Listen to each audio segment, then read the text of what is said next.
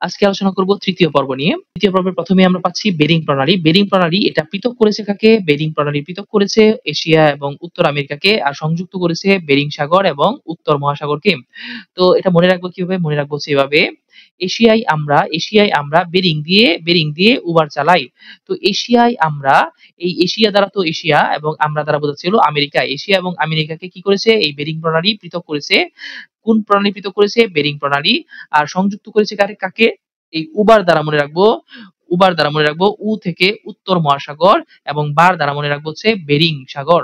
উ থেকে উত্তর মহাসাগর আর বার দ্বারা মনে রাখবো বেরিং সাগর। তারপরে আসি পক প্রণালী। এই পক প্রণালী এটা পৃথক করেছে ভারত এবং শ্রীলঙ্কাকে, সংযুক্ত করেছে ভারত মহাসাগর এবং আরব সাগরকে। মনে রাখবো কিভাবে? মনে রাখবো হচ্ছে এভাবে, যে শ্রীবা পক পক করে আর ভাত খায়। ওই শ্রীবা দিয়ে মনে রাখবো হচ্ছে শ্রীলঙ্কা, শ্রী থেকে শ্রীলঙ্কা, ভা থেকে ভারত, আর পক পক দিয়ে মনে রাখবো হচ্ছে পক প্রণালী। এটা আর দিয়ে মনে রাখবো হচ্ছে আরব সাগর, ভাত দিয়ে মনে রাখবো হচ্ছে ভারত মহাসাগর।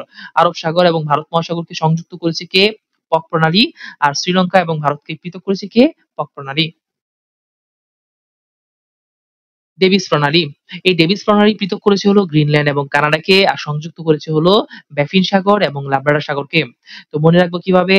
মনে রাখবো হচ্ছে বেলা ডেভিসের প্রেমে পড়ে গ্রিল খান্না। বেলা ডেভিসের প্রেমে পড়ে গ্রিল খান্না। এই বেলা দ্বারা মনে রাখবো হচ্ছে বেলার বে থেকে মনে রাখবো হচ্ছে বেফিন প্রণালী, সরি বেফিন সাগর।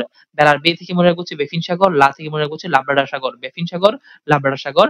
আর ডেভিস দিয়ে ডেভিস প্রণালী। আর গ্রিল দিয়ে মনে রাখবো হচ্ছে গ্রিনল্যান্ড। খান্না দিয়ে মনে রাখবো হচ্ছে কানাডা। খান্না দিয়ে মনে রাখবো কি? কানাডা।